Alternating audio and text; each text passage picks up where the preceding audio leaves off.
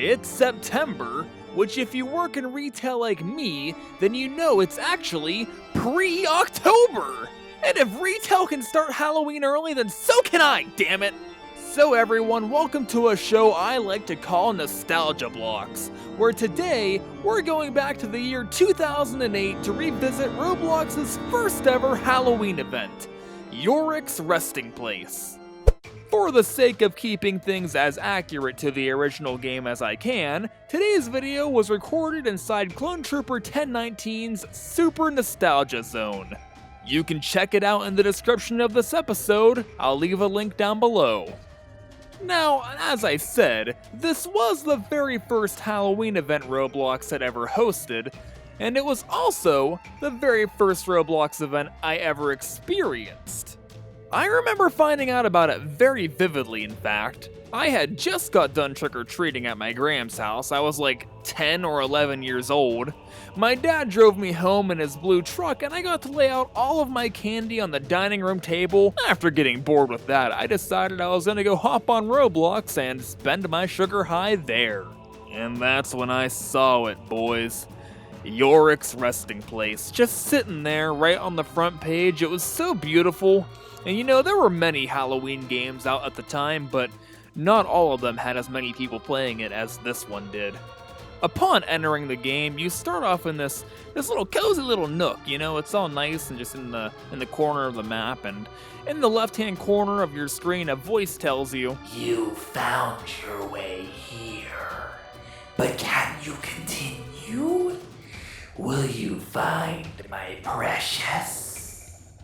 Yeah, I don't really know what what the developers were going for. I don't know if they were going for like a Gollum voice or whatever, so I just kind of made my own thing. Anyway, it's a cool way to tell a player that there's a mysterious objective to seek out and leaves you wondering what and where it could be. And right off the bat, of course, you're faced with an obstacle. You see, the rest of the map is blocked off by a poisonous river that kills you upon touching the water. I guess it's the same river as the one in Half-Life 2 or something, I don't know. It's no problem though, because we can just jump on the rocks to get across, right? Of course not, because this is 2008 Roblox, and we have old Roblox physics.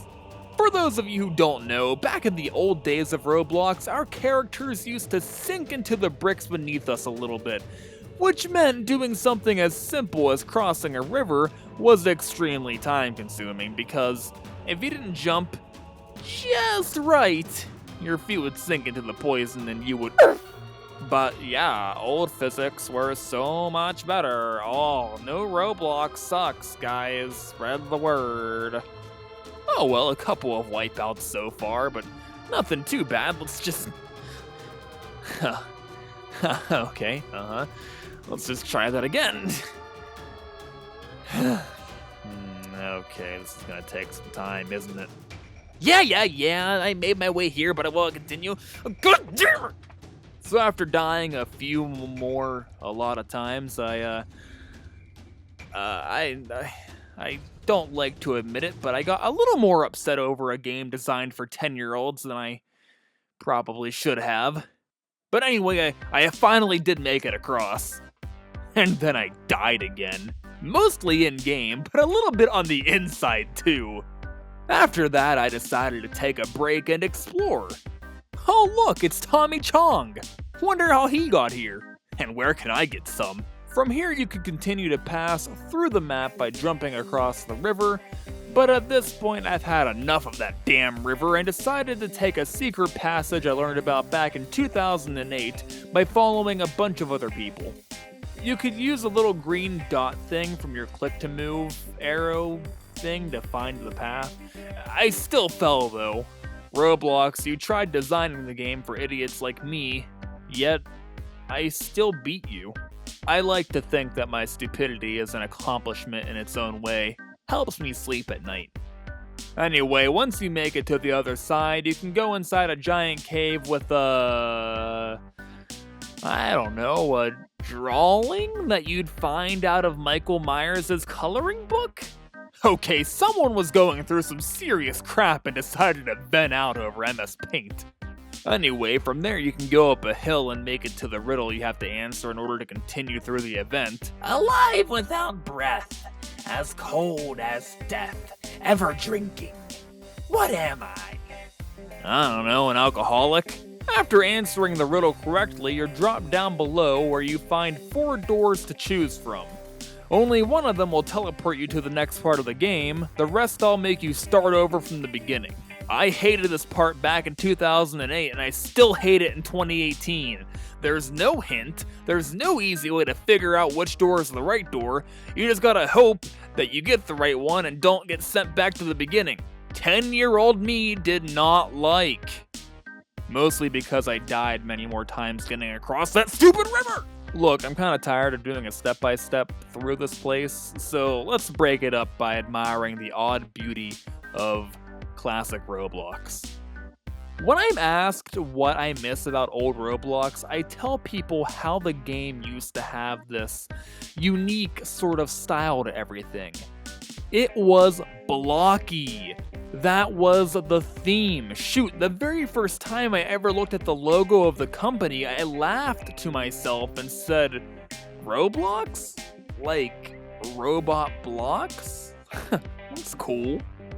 And while that theme didn't offer a whole lot of level design creativity or complexity, it was what made me fall in love with Roblox. And I believe Yorick's resting place is a perfect example of just how pretty that this aesthetic can look. And although playing through the game again made me realize that while it might not be perfect, I'll always remember this event because it had been expertly built by somebody who knew how to make this design work. Alright, break's over, let's get back to the game. So you come across that one tree you always find in free models, and for some inexplicable reason, you get to a graveyard and just decide to destroy a person's grave. What's memorable about this part is that there's no hint saying that you need to mess with this grave to move on to the next step. I remember only finding out about it because the map refreshed every so often and the grave just kind of vanished for a hot second while it was reloading. You go through the grave and end up on the hilltop at the mansion. You go down, but you end up going up. This game tends to make more sense if you don't think about it, really. Now, I always remembered there being a "Why so serious?" Joker poster somewhere in the mansion, but I can't find it anymore, so... I mean, I can't prove it was here, but I'm pretty sure I'm not imagining it. Oh, and apparently this scarecrow is T-posing, according to Godly Fedora. I'm gonna go inflict head trauma to forget that I read that. I don't understand T-posing. I probably won't ever, and I'm not gonna try. That means I'm officially old. Anyway, every good living room has a giant hole in the middle of the floor, am I right, guys? And the more I think about it, the more this game makes no sense. It's just getting worse and worse. Anyway, going deep into the hole takes you to the final part of the game, where you can come across the final riddle, which I had absolutely no idea how to answer. Here's the riddle. I'll give you 10 seconds to figure it out after I say it. It cannot be seen, cannot be felt, cannot be heard, cannot be smelt. It lies behind stars and under hills, and empty holes it fills. It comes first and follows after. Ends life, kills laughter. What am I? It was darkness. The answer was darkness. I had to look it up. I'm not smart enough to figure it out on my own. And finally, after all of that, which I totally admit to have piggybacked off of other people who knew the answers back in 2008, you made it to the final room where a person's freaking corpse is just sitting there and you decide to steal his skull and wear it like a freaking madman. What even is this? What even is this, guys? Has anybody thought about how weird this game was? Like, oh yeah, I'm presumably a treasure hunter who has traveled a very long way to come here to a spooky mansion in the hopes of finding something cool.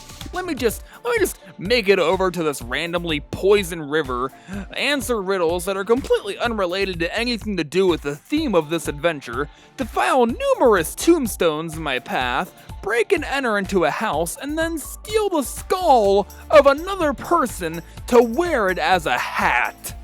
This game was definitely a product of its time. I don't think it could be updated to be made enjoyable for the modern Roblox audience. In fact, every part of this game is just so disconnected, and I feel like I only enjoy it out of nostalgia. It makes no sense and can be highly frustrating at times, especially that last riddle, because there, to my knowledge, aren't any hints to this answer like the previous riddles. Regardless, it is a pretty looking game, so there's that. I'm gonna rate it a flat score of 3 out of 10 on a scale of do I think you should play it? It offers some fun, but really is a one and done kind of game, especially since the hat isn't even obtainable anymore. I'd say check it out for the cool design more than anything else, but other than that, you're not gonna get much from this game. I know it's a nostalgia Blox, and really I shouldn't be rating the games I'm playing, but I still like rating it, it's kinda fun. By the way, sorry I didn't talk about a whole lot of memories here like I do on most of my episodes, but now that I think about it, I guess I only played this one as a kid, and I didn't really play it a whole lot of times after I got the riddling skull, so I don't know, I just didn't have a whole lot to say about it. It was fun to go back and play as an adult, but it was even more fun to make a video out of it, making fun of it, so yeah. Leave a comment down below telling me what you remember about this game or other Halloween Roblox events, and I might put your reply in the next video. By the way, I'm trying to do videos full-time again. I have a Patreon page. It's literally the first link you'll come across. Even $1 really helps. And that's all. My name is Firefox, and as always, have a lovely day.